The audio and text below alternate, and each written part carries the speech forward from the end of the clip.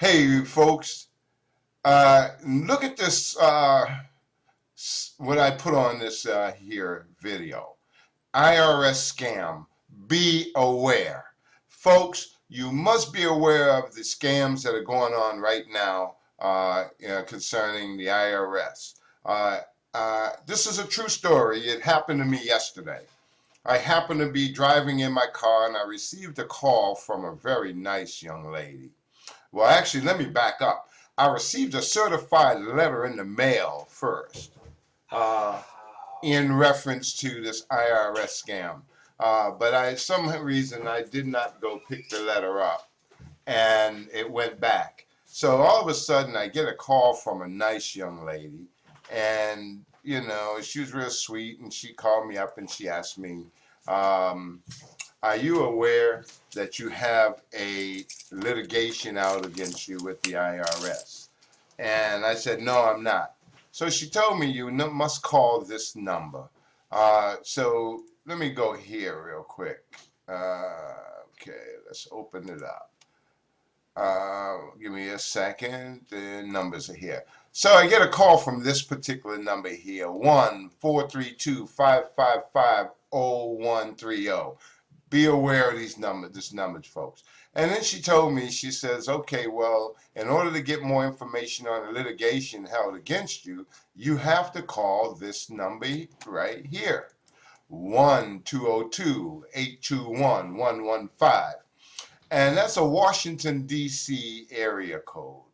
Okay, so right off the bat, if you're familiar with, you've had some issues with IRS or you have student loans out there, right off the bat, you assume it's the IRS from Washington. It's a government agency. So I called that 202 number, and the first thing the recording said, I need your name and your area code. So I gave him the name and the area code, and the gentleman came on the phone, and he says, hi, are you Keith Jones? So remember, your information is public knowledge. So he said, are you aware that you have a litigation against you for internet business fraud in the amount of $4,998.12? And I said, no, I don't. He says, well, you have 1 hour to make this payment. So he knew every law and every act concerning someone who owes the IRS and didn't pay them their money yet. Okay, so he was reading all these acts and he was telling me that if this phone call was terminated while we're talking, that he would automatically have to send the authorities the information and they will be coming to pick me up from my house. And if, I have a right to a jury trial and a number of other garbage, and should I be convicted, I could do 4 years in the federal penitentiary. But he said in order to waive that, to do a waiver, to keep them from coming to pick me up based on the warrant that he would have to submit, I would have to pay that $4,998.12 within an hour. So I said, well, I don't have that kind of money on me. He says, well, can you go get it now? I said, no. I said, how about if I, use my debit card? He said, oh, no, you can't use a bank debit card. It has to be a federal federal debit card. And he would tell me all the process as I moved through it. So now, right off the bat, my antennas went up. And number one, I know that the IRS would never call you and tell you you owe them and you have to pay within an hour. They always give you an opportunity to make payment arrangements. They also call you from an 800 number or 866 or 877 number, but they do send you mail warning you first that's non-certified. Okay, so when he told me, he said the certified letter was returned to him. Now I said, okay, let me just play the game and walk through this whole process so I could share with other people. So I played the game and I said, okay, well, what do I need to do now? I said, I don't have it, but I could come up with $2,000. He said, okay, well, go to your bank, but don't tell nobody. If you tell anybody what's going on, I would automatically terminate this call and send your information to the authorities. Okay, so I told him, I says, okay, I'm at my bank. He said, okay, don't tell the teller what you're doing. Are you getting the $2,000? I said, yep. I said, okay. I said, hey, I'd like to withdraw $2,000. I was playing the game like I was at the bank. Then he says, okay, how far are you away from, let me find a federal store where you could go make this payment and buy this card and put the money on it. So they have it's a sophisticated system now. And he said, you're about 3.9 miles from the first store. He gave me some addresses to go to. And I'm here in Massachusetts. So I said, okay, I'm about 3 miles. I said, okay, well, let me make a call and see if I can borrow the remaining that I owe you so I don't have, to make payments with you. No, no, no, no, no. You go do this first, and then we'll make the payment arrangements after the money is received. So I said, oh, okay, this store that I'm at, it's not, it's a Shaw's Market. He said, is it an Albertsons store in there? So I said, no, I think it's owned by Albertsons, but they don't have this federal card you're looking for. So he said, well, what you're going to do is get a green dot money pack card. And it has to be certain colors. He had it to the T, little flags and different colors, and it had to be white reloadable. I said, what? But don't tell them what you're getting it for. I said, well, they don't have any here. I said, maybe we can get them at CVS. The whole time I was at a CVS and I was sitting in the parking lot doing this. Now it can be nerve-wracking because you don't know how true this stuff is, and you get nervous when they say federal penitentiary time when you've never been in trouble or with the law before. It can be very scary. So I sat there and I said, okay, I'm at CVS, but the card is behind the counter, and I have to ask for it. Whatever you do, don't tell them what you're doing.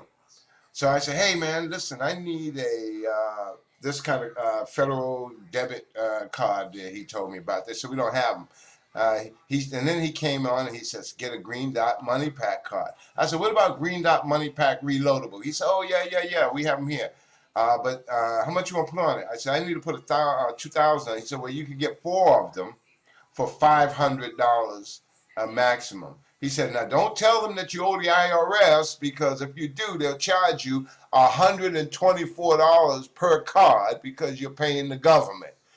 Wow. Okay. But if you do it this way, they'll charge you $498 per card. So I said, okay. So I said, hey, man. So then the clerk said, are you getting these cards to send it to someone that you know? Because if you don't know the person you're sending money to, we can't refund your money. He said, there are a lot of scams going on out there. I said, no, it's a personal friend. I'm following whatever the guy told me to say. It's a personal friend, so I can load this money on these cards. And they said, okay, yes, you can. So what I did is I muffled my phone and I said, no, this is somebody saying they're from the IRS and they're asking me to send this money to them and etc. He said, don't do it. He said, there's a scam going on. He said, matter of fact, some guy, he sounded like he was Indian or Chinese, called the store to ask if we had debit cards. So whoever it is already tracking you to every store you're going to. I said, yeah, this is the only one that came to. I've been sitting in your parking lot the whole time. And he laughed and he said, don't send no money. I said, I only have $2,000 on me to send them, man.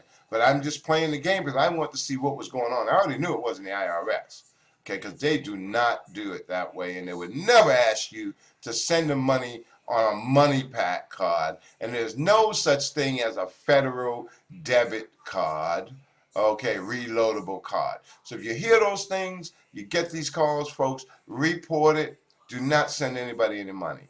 Before you do that, you call the IRS, you call your mortgage company, you call your insurance company, because there are a lot of scams going on. And to close out, what made this so surreal is I was at home watching the news, and then all of a sudden a big banner came on the news, IRS scam. And I said, wow, somebody just tried to pull that on me. So remember, the information that you share is public knowledge.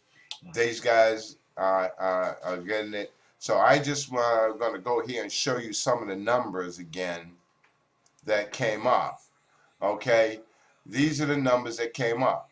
And there's the one that they tell you to call and makes it look like they're in Washington, D.C. This is trackable to Washington, D.C.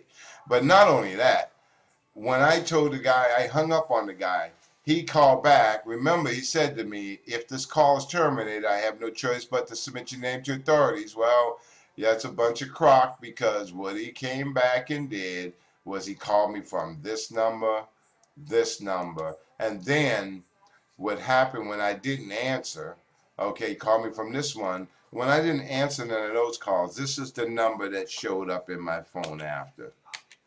911 with a big siren bleeping, beeping, because remember, he was supposed to send my name to authority. So he's making me think the authorities are calling me now. So folks, don't get scammed, okay? IRS scam, numbers to be aware of. These are all numbers. I came home and Googled them. One was in, this one was in DC, one was in Mississippi, another one was in California. So they have a sophisticated system that just sends random numbers out there where they are untraceable right now. Okay, so report it, folks. Have a great day, man. I hope you learned something. The IRS scam. IRS scam. Beware. Beware. Don't send anybody money on money pack cards unless you know them. Hey, Keith Jones, I'm out of here. Pass this video on to everyone that you know. Everyone. Put it on your blogs. Put it on your website. Mail it to your list. Do not get scammed with the IRS scam, insurance scams, or mortgage scams. All right. Again, I'm out. Have a blessed day.